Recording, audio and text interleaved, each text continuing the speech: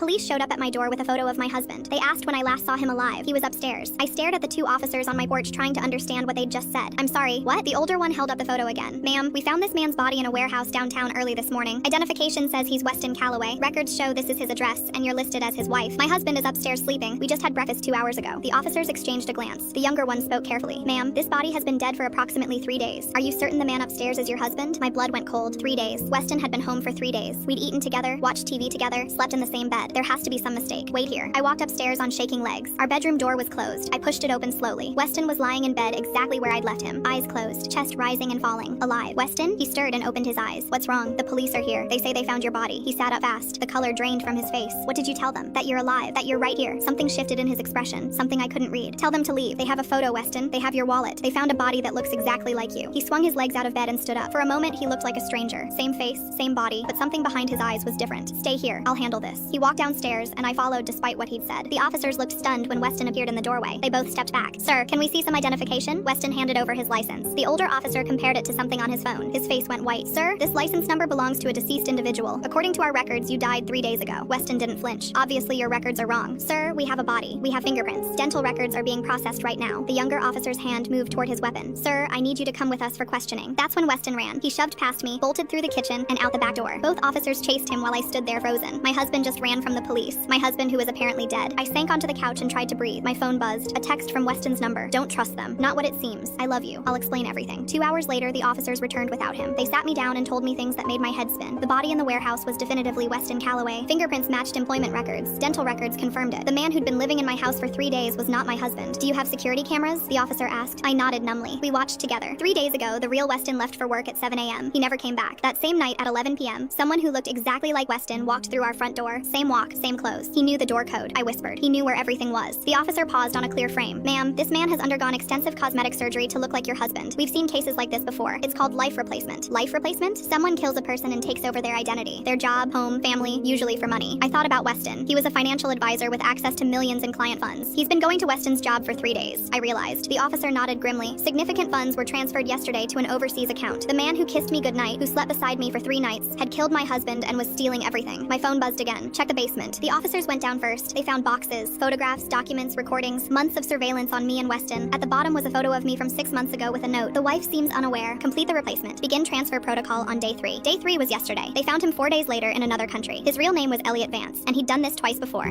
Both previous wives had disappeared along with their husbands. I was supposed to be next.